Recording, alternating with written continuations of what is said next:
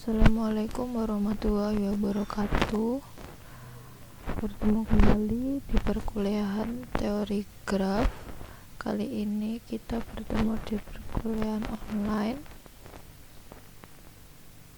Oke, materi kali ini yang akan dibahas mengenai tree. Sebelumnya sudah ada yang membahas presentasi dari kalian ya. Nah, ini membahas lebih jauh mengenai tree. Tree di sini atau pohon, graf pohon.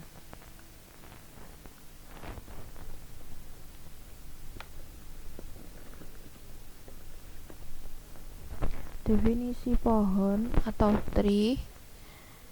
Nah, di sini suatu graf mempunyai sifat asiklik jika graf tersebut tidak mempunyai cycle. Masih ingat cycle kan ya? Cycle yang seperti lingkaran itu, jadi kembali titiknya itu kalau diurut kembali ke titik awal. Kemudian setiap graf asiklik itu disebut forest. Jadi yang tidak mempunyai cycle itu disebut forest atau bahasa Indonesianya hutan. Nah, definisi 3.1 misalkan G atau graf di sini himpunan dari vertex dan edge atau sisi adalah graf tak berarah tanpa loop. Graf G disebut tree jika G terhubung dan asiklik.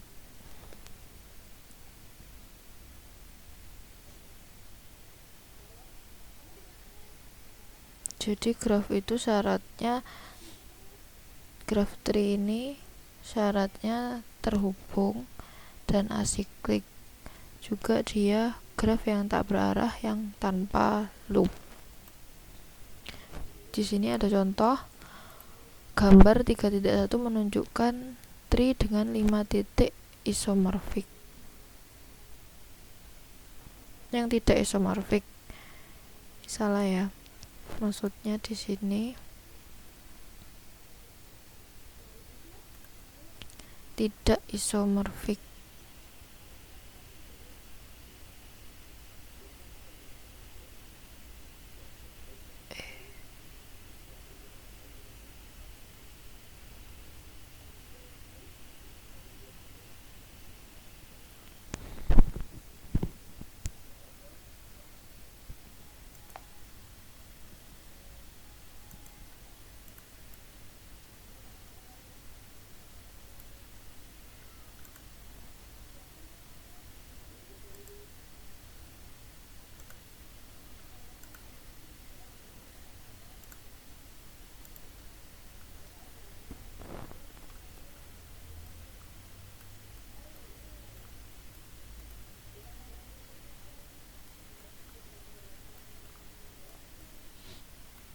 Jadi gambar ini graf yang tree yang tidak isomorfik. Jadi antara ini dan graf satu ini dengan yang ini tidak sama dengan ini. Isomorfik, masih ingat isomorfik itu yang titiknya berkorespondensi satu-satu. Misalkan ini dinamai V1, V2, V3, V4, V5. Terus di sini juga dinamai U1, U2, U3, U4, U5. Nah, di sini kan U1 bertetangga, berdekatan dengan V2. Di sini juga U1 dengan U2. Terus U2 berdekatan dengan U3. V2 di sini berdekatan dengan V3.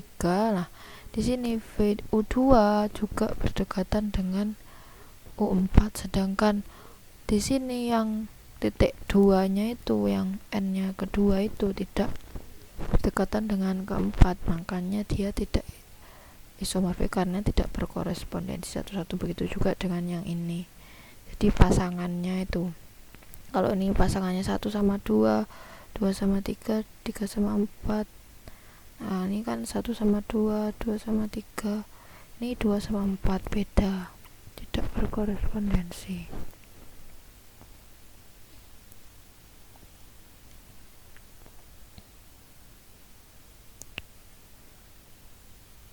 Nah, sebuah graf itu disebut forest dengan sifat bahwa masing-masing komponen terhubungnya adalah tree. Jadi forest itu mempunyai komponen-komponen yang terhubung yang dimana masing-masing komponennya itu berupa pohon atau tree.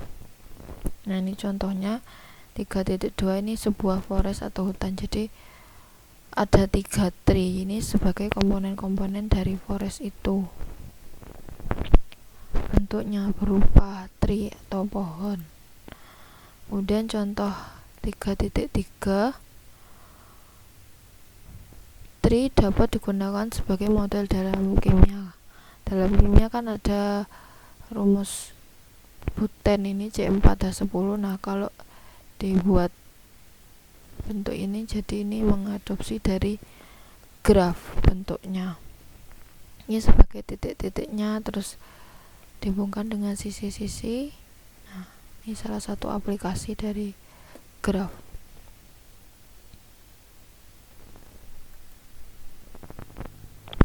Selanjutnya teorema 3.1. Nah, ini teoremanya diingat-ingat ya. Di sini dinyatakan misalkan G graf dengan N titik dan G sisi. Keenam pernyataan berikut adalah ekuivalen. Nah, di sini G adalah tree. Yang kedua, setiap 2 titik di G dihubungkan dengan suatu pad yang tunggal. Pad lintasan ya. Terus yang ketiga, G terhubung dan setiap sisi dalam G adalah bridge.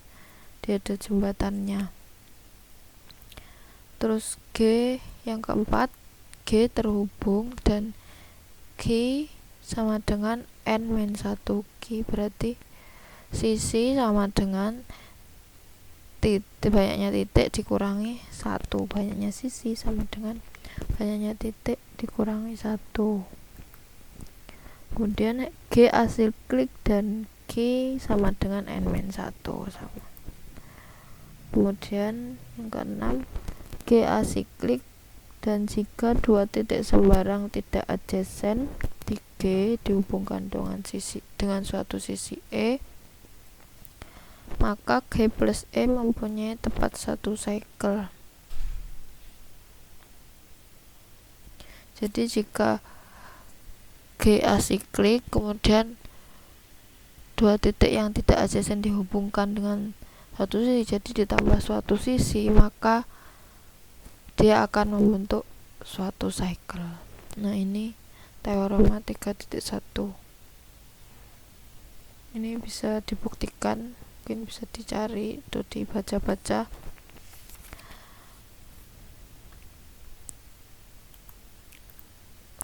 Kemudian ada contoh 3.4.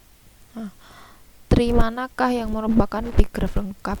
Big graph lengkap ini bipartit complete graph ya. Jadi complete graph yang bipartit. Complete graph itu yang graph yang setiap pasang titik berlainan itu sebagai adjacent, berdekatan. Tapi karena bipartit, dia dapat dipisah menjadi 2 himpunan yang saling asing. Jadi sisinya, simbolnya biasanya K, M, N. Tuh. Simbolnya big graph lengkap. Nah, di sini dicari tree manakah yang termasuk sebagai big graph lengkap.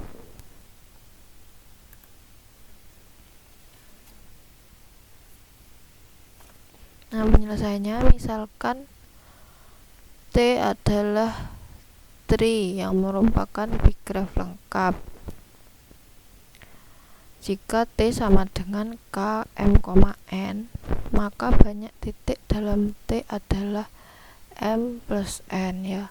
Ini jadi K, M, N sebagai simbolnya big graph lengkap, kemudian T-nya disamakan, maka otomatis banyaknya titiknya M plus N, karena ini menunjukkan titiknya.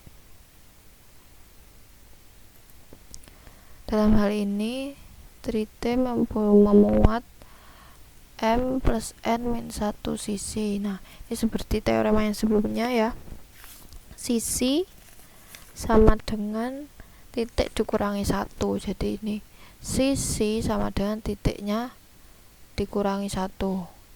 Tetapi graf K M, N mempunyai M, N sisi. Nah, ini untuk graf lengkapnya dia mempunyai M, N sisi. M kali N ini, sorry. M kali N sisi.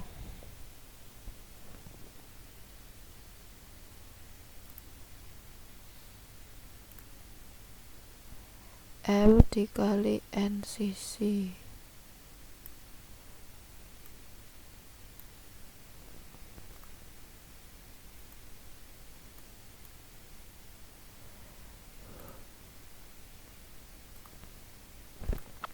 Jadi kalau kita samakan, nah ini sebagai rumusnya sisi banyak sisinya tri, ini banyak sisinya bigraf lengkap. Tinggal dicari, difaktorkan. Nah, didapatkan faktornya M sama dengan 1 atau N sama dengan 1. Maka didapatkan T trinya adalah K1, N atau KM, 1. Jadi T nya ini berbentuk star, graf star atau graf bintang nih. Contohnya graf bintang ini seperti ini. Jadi simbolnya S, N, SN kecil. Ini kalau S1, S2 titiknya 2, S3 titiknya 3. Nah, untuk yang ini ada pusatnya S, M dan seterusnya, ini ada titik pusat, kemudian dia mempunyai cabang. Nah, itu. Jadi dia sebagai tree.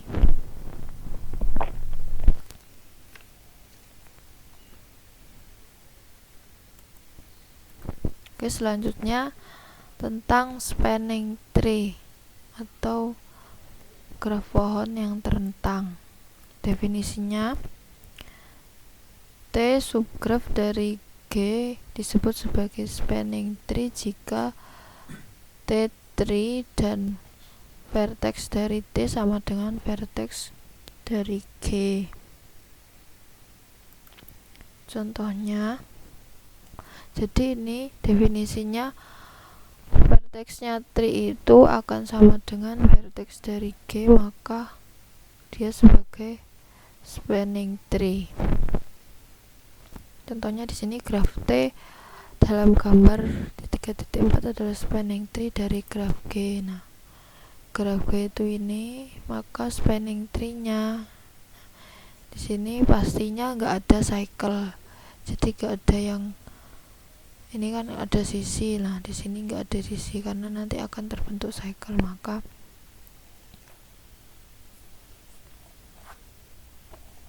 ini sebagai tree-nya.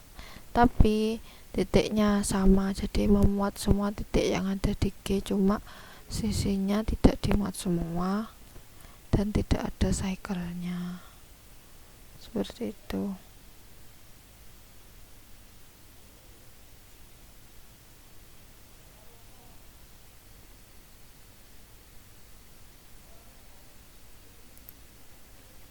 Contoh selanjutnya, tentukan 5 subgraf yang merupakan spanning tree dari graf G dalam gambar 3.5. Nah, jadi kita membuat spanning tree dari graf G ini. Jadi di sini ada titiknya 4. Maka tugasnya membentuk spanning tree dari sini. Jadi kita bisa mengeliminasi sisi-sisi supaya tidak ada cycle sehingga terbentuk tree. Jadi sisi-sisi itu dihapus, yang digunakan yang tidak ada cycle-nya. Nah, di sini. Jadi ini berupa titik saja. kemudian ini ada dua sisi, ini satu graf tree, satu graf tree, satu graf tree, satu graf tree, satu graf tree. Jadi ada 5 spanning tree.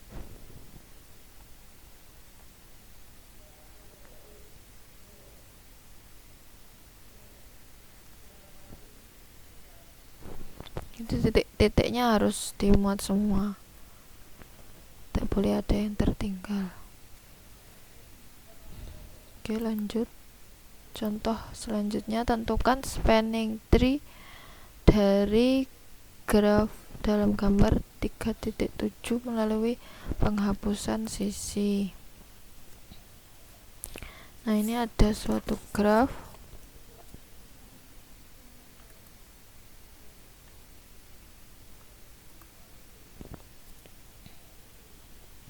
Ini sebagai graf terhubung tetapi bukan tree karena memuat sirkuit sederhana. Di sini ada sirkuit sederhananya ini V1, V2, V5, V4. Jadi yang pertama ini ada suatu sirkuit, maka kita coba hapus yang sisi E1 ini.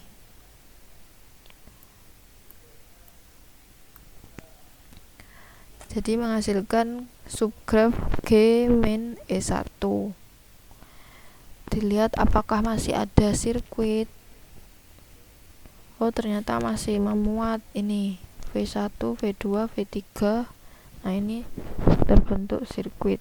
Berarti kita coba lagi hapus satu sisinya. Kan E2 ini dihapus. Oke, dicek lagi apakah masih ada sirkuit. Ini kehubung sini, kehubung sini. Nah, ini ternyata masih ada. Kita hapus yang V2, V3, V6, terbentuk sirkuit. Jadi kita hapus salah satunya, ini E3. Oke, jadi kita menghapus 3 sisi ini, E1, E2, dan E3, sehingga menghasilkan graf spanning tree seperti gambar di sini 3.7. Tidak ada sirkuit sama sekali.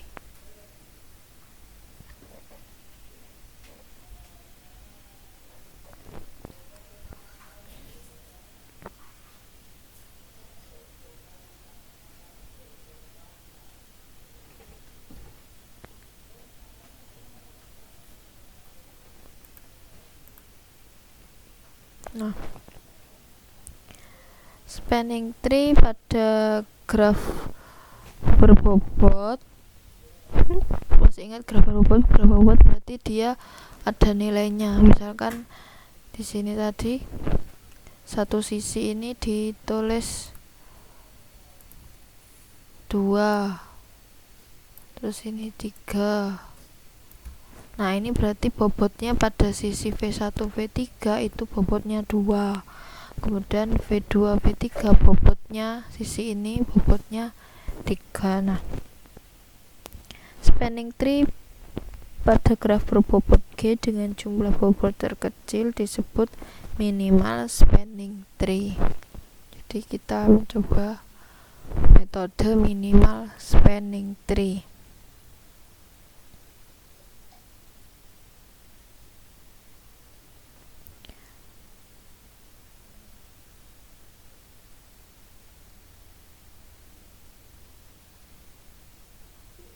Ada dua metode. Yang pertama algoritma Kruskal. Di sini sebuah algoritma dapat digunakan untuk mendapatkan minimal spanning tree dari graf berbobot dengan orientasi sisi graf. Jadi caranya pertama diurutkan sisi-sisi dari G menurut bobotnya yang dari kecil ke besar. Kemudian konstruksi spanning tree-nya dengan satu sisi dengan bobot terkecil, kemudian diulangi lagi dengan jumlah vertex tree-nya sama dengan jumlah vertex G-1 atau N-1. Kemudian ambil sisi dengan bobot terkecil selanjutnya dari G. Jika sisinya tidak memuat cycle di T, masukkan sisi itu ke dalam T. Masukkan titik-titik yang insiden dengan sisi itu ke dalam T. Yang metode kedua, algoritma prim. Jadi di sini bedanya dia berorientasi pada titik graf. Nah, di sini tahap-tahapnya, urutkan sisi-sisi dari G menurut bobotnya dari kecil ke besar. Konstruksi tree dengan satu titik yang diambil secara acak dari G. Kemudian ulangi jumlah vertex tree sama dengan jumlah vertex G atau sama dengan N. Kemudian cari sisi E dengan bobot terkecil dengan salah satu titik U dan V di T. Titik yang tidak di T masukkan ke dalam T, kemudian masukkan sisi E ke dalam T. Nah, contohnya ini menggunakan algoritma Kruskal dan Prim, tentukan minimal spanning tree dalam graf G bobot berikut. Jadi kalau menggunakan algoritma Kruskal, terlebih dahulu kita urutkan sisi-sisi G menurut bobotnya dari kecil ke besar.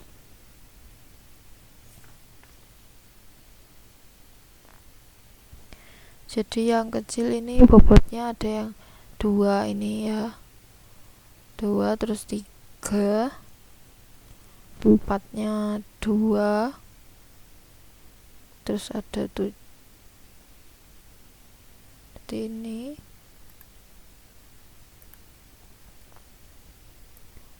dua.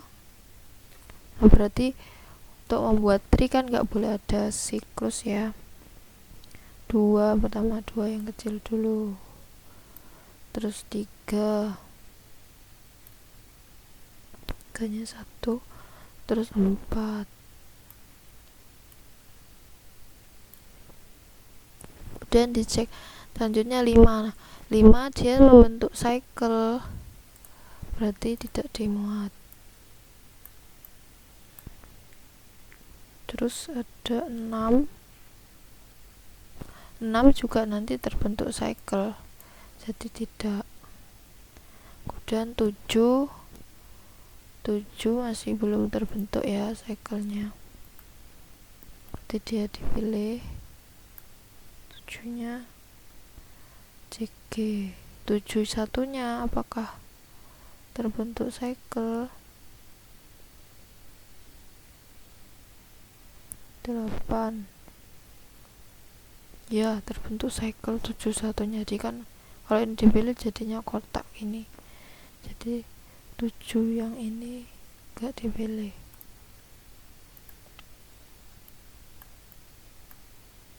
Kemudian 8 kalau 8 yang ini dipilih, 8 yang ini dipilih terbentuk cycle. Sehingga 8 ini dipilih terbentuk cycle. Jadi kalau 8 yang ini ternyata gak cycle, berarti dipilih. Terus 9 otomatis bentuk cycle, jadi tidak dipilih.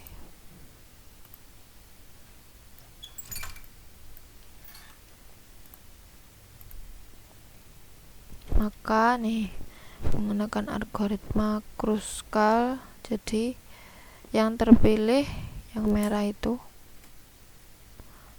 masing-masing bobotnya, jadi jumlah bobotnya 30.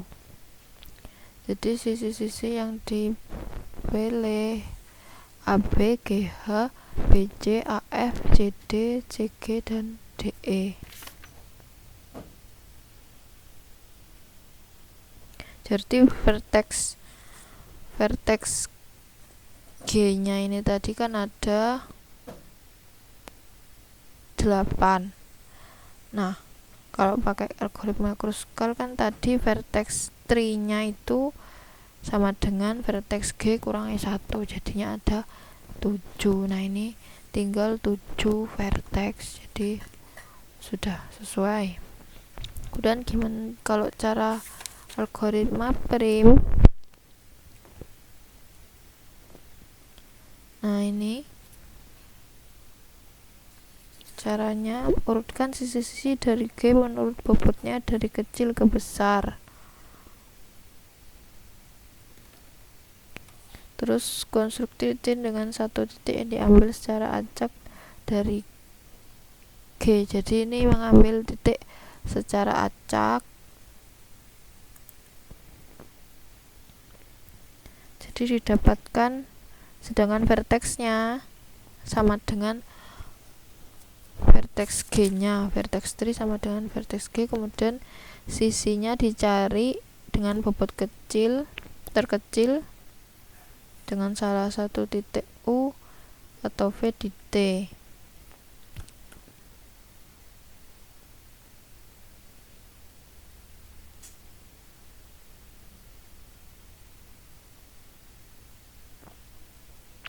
Kemudian titik yang tidak di T masukkan ke dalam T. Kemudian masukkan sisi E ke dalam T. Hasilnya sama. Sini CB, BC, BA, ini AB, AF, CD, CG, GH, dan DE.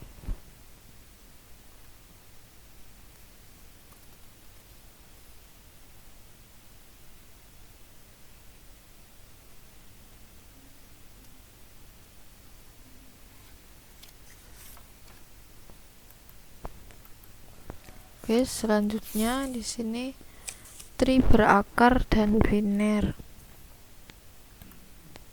Definisi sebuah tri terakar atau rooted tree T dengan himpunan titik V adalah tri yang dapat didefinisikan secara rekursif sebagai berikut. Jadi T mempunyai satu titik yang bertanda khusus. V1 elemen dari V yang disebut sebagai akar atau root dari T. Jadi ada satu titik khusus yang disebut sebagai akarnya. Kemudian subgraf dari T1 terdiri dari titik-titik V dikurangi V1. Jadi subgrafnya itu titik dari V tadi dikurangi akar tadi, yang dapat dipartisi ke dalam subgraf. Contohnya di sini gambar 3.10 yaitu tri berakar dengan V1 adalah akarnya. Nah, ini. Jadi V1 ini sebagai akar atau root dari tri ini. Jadi kalau dibuat subgraf berarti ini bisa jadi subgraf, ini subgraf, terus ini juga, ini subgraf. Nah, ini sebagai tri yang berakar.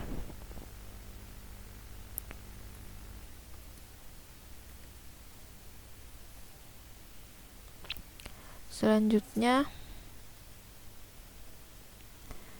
tri binary tree adalah tree yang mempunyai tepat satu titik berderajat 2 dan titik-titik lain berderajat 1 atau 3.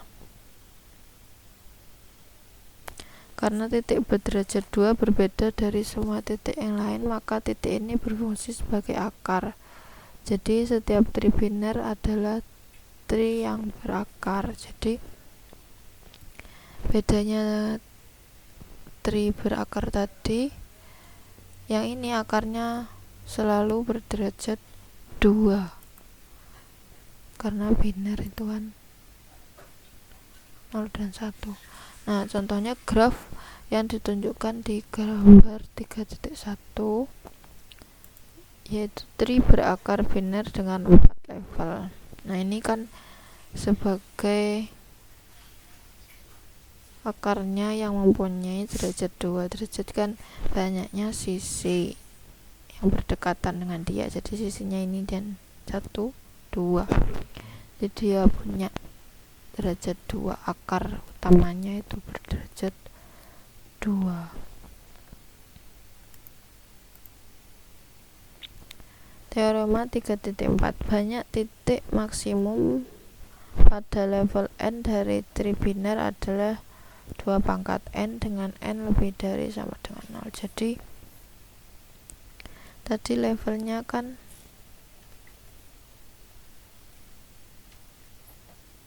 ada 3.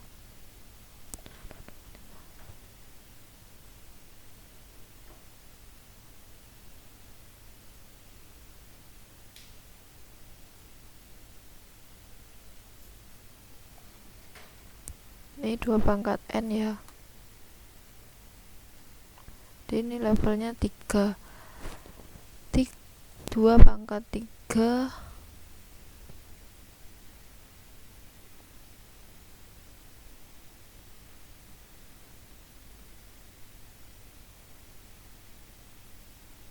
ada 8. Jadi levelnya ada 1, 2, 3. Jadi 2 pangkat 3 8. 1, 2, 3, 4, 5, 6, 7, 8. Jadi ini gak dihitung.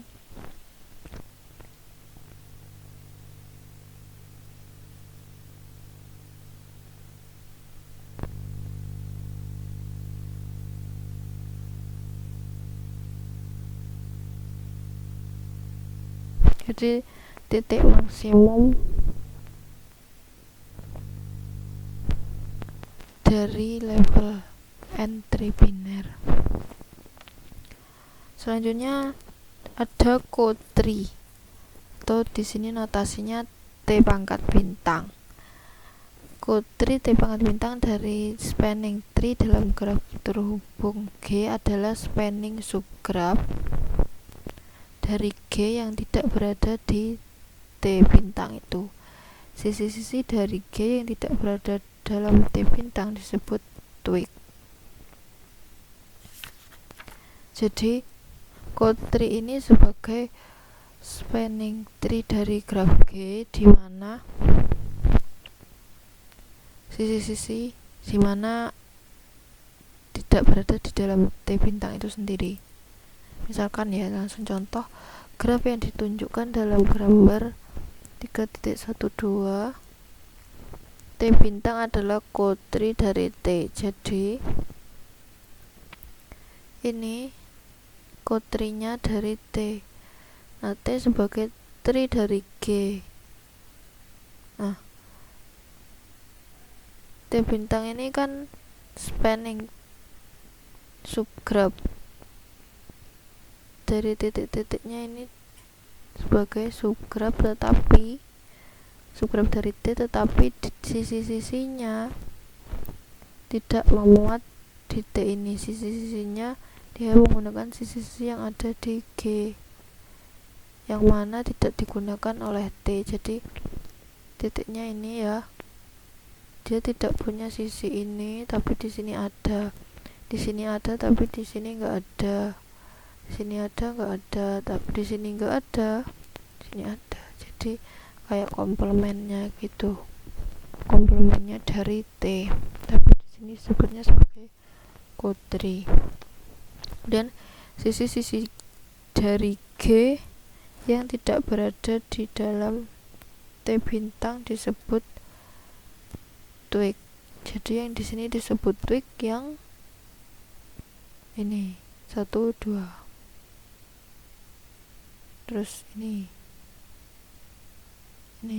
twig, ini juga twig. Selanjutnya contoh 312, misalkan sebuah tree mempunyai 5 titik berderajat 2, 3 titik berderajat 3, dan 4 titik berderajat 4. Berapa banyak titik yang berderajat 1? Jadi titik yang berderajat 1 tidak diketahui berapa banyak. Nah, di sini penyelesaiannya misalkan X adalah banyaknya titik berderajat 1, maka total titiknya ada 5 plus 3 plus 4 plus X atau sama dengan 12 plus X. Total derajat dari 3 sama dengan, tadi kan 5 nya derajatnya 2, berarti 5 kali 2, ini 3 nya ada derajatnya 3 masing-masing, berarti 3 kali 3. Yang ini 4 derajatnya masing-masing 4, jadi 4 kali 4. Kemudian X nya derajatnya 1, berarti X kali 1 X. Nih, itu sama dengan 35 plus X. Ini total derajat, terus ini total titiknya. Maka banyak sisi dalam 3 adalah setengah dari total derajat dari 3.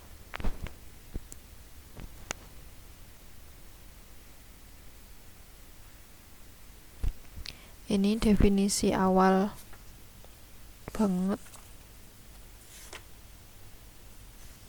Jadi definisi derajat, jumlah total derajat graf dengan sisinya, hubungannya itu jumlah derajat sama dengan 2 kali sisinya. Jadi kalau mau mencari sisi sama dengan setengahnya total derajatnya graf itu. Nah, jika G sama dengan himpunan vertex dan sisi adalah 3, maka jumlah vertexnya 12 plus X dan jumlah sisinya sama dengan 35 plus X per 2. Nah, ini dari sini tadi setengah dari total derajat dari 3. Total derajatnya kan 35 plus X, terus setengahnya berarti dibagi 2. Kemudian dalam sembarang 3, ini menurut teorema tadi ya yang awal, teorema 3, sisi sama dengan R-1 atau titik min 1. Jumlah sisi sama dengan jumlah titik dikurangi 1. Maka ini tadi jumlah sisi sama dengan jumlah titiknya dikurangi 1. Untuk itu tinggal kita cari X-nya. X-nya ketemu 13. Jadi ada 13 titik berderajat 1, ini kurang 1.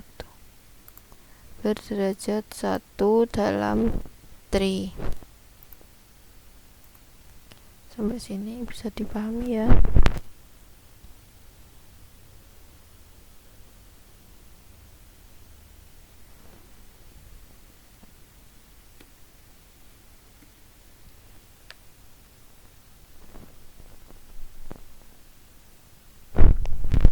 Oke, selanjutnya di sini enumerasi 3.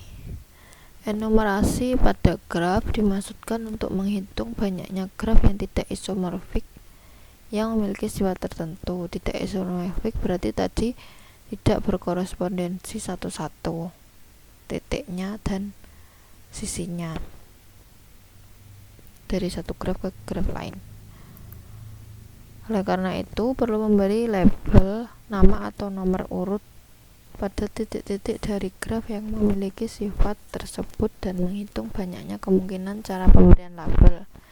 Nah, di sini maksudnya pemberian label ini bisa berupa bilangan, jadi korespondensi satu-satu antara himpunan titik dan bilangan.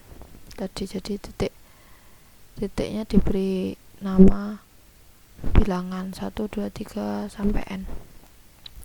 Kemudian graf berlabel sebagai pasangan terurut G, L,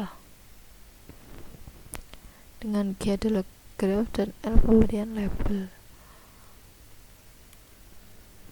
Pada graf berlabel dengan N titik, bilangan 1, 2 sampai N disebut dengan label. Kemudian dua graf berlabel ini G1L1 dan G2L2 dikatakan isomorfik jika titik-titiknya terdapat isomorfisme yang mempertahankan pemberian label pada titik-titiknya. Kemudian teorema Cayley di sini disebutkan banyaknya tree berlabel yang berbeda dengan N titik adalah n pangkat n-2. Untuk n nya lebih dari sama dengan 2. Jadi untuk n yang kurang dari 2 gak bisa. Contohnya, tentukan banyak cara pemberian label berbeda pada tree dengan 4 titik. Kalau kita hitung pakai teorema Cayley, didapatkan ada 16 label. Dicek cara pertama, himpunan 4 titik, jadi G1 ini 1 2 3 4, kemudian G2 nya dibalik 1 2 3 4, kemudian G3 nya diacak. Nah, untuk sampel yang pertama dicek dulu G1 dengan G2 ini dia isomorfik karena kan berhubungan, berkorespondensi. Sedangkan untuk G1, G2 ke G3 ini tidak berkorespondensi. Jadi misalkan 1 dikorespondensikan dengan 4, maka kalau 1 dengan 2, 4 dengan 3 sama-sama, terus 2 dengan 3, 3 dengan 2 ya sama-sama, 3 dengan 4, 2 dengan 1 sama-sama, saling berkaitan. Terus kalau yang ini tidak berkorespondensi karena kan di sini 1 dengan 2, di sini juga 1 dengan 2. Nah, sini 1 dengan 2 sama, terus 2 dengan 4. Nah, di sini 2-nya enggak sama dengan 4, 2-nya sama dengan 3, jadi dia tidak isomorfik. Jadi sini G1 dan G2 isomorfik, sedangkan G1 G2-nya tidak isomorfik dengan G3. Maka banyak cara pelabelan tree di atas adalah setengah dikali 4 faktorial. Jadi dari sini kan terhasilkan dua graf, sepasang graf yang isomorfik. Jadi di sini juga mungkin G3-nya ada pasangan yang isomorfik, jadi dibalik. Jadi kebalikan urutan label itu menghasilkan graf yang isomorfik. Jadi oleh karena itu dibagi 2. Jadi karena ada sepasang-sepasang, maka menggunakan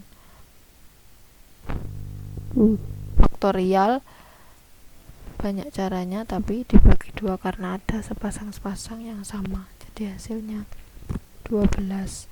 Ini untuk yang bentuknya tree-nya seperti ini ya. Selanjutnya cara kedua bentuknya seperti star ini. Dicek, kita ambil sampel G1 bentuknya seperti ini, jadi pusatnya dia dilabeli 1, kemudian yang G2 pusatnya diberi label 2. Apakah isomorfik? 1 berkoneksi dengan 2, ini 1 berkoneksi dengan 2, terus 2 berkoneksi dengan 3, sini 3 tidak berkoneksi dengan 2, maka tidak isomorfik. Jadi di sini ada 4 cara pemberian label pada tree.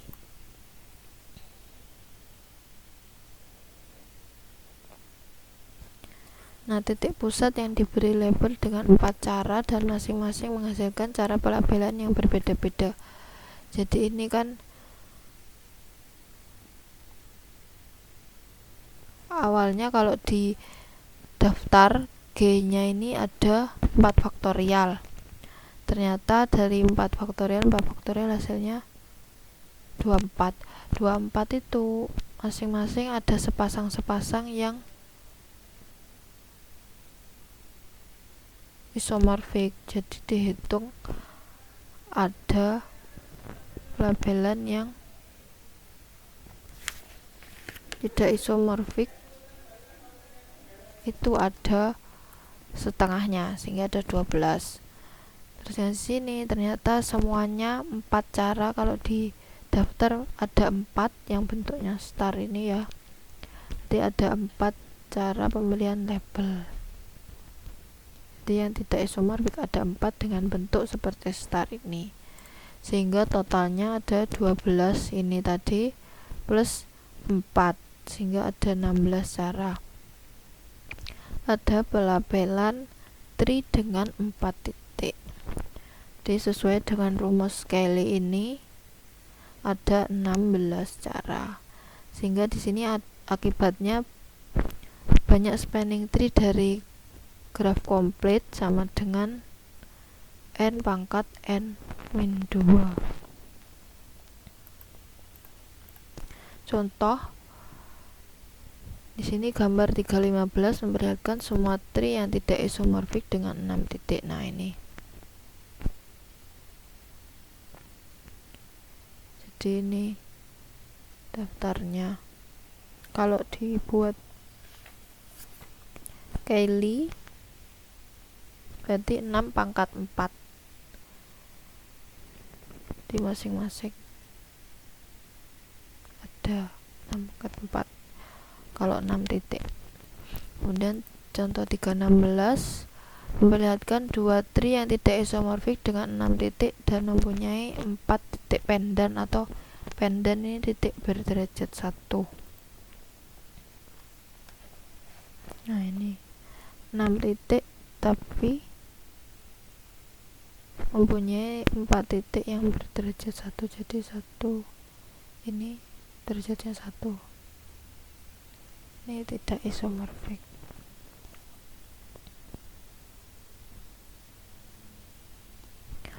Oke, saya kira cukup sekian untuk perkuliahan hari ini. Untuk tugasnya bisa dikerjakan di link yang saya berikan, tinggal di download dan dikirimkan. Kalau SIM-nya bisa berjalan lancar, bisa kirim lewat SIM. Kalau tidak, bisa pakai link yang saya berikan itu lewat Google Form atau lewat email, tapi lebih bagus lewat Google Form, jadi terkumpul jadi satu. Kalau lewat email jadinya mencar, kecampur dengan email-email yang lain. Oke, sekian, terima kasih, semoga bermanfaat. Wassalamualaikum warahmatullahi wabarakatuh.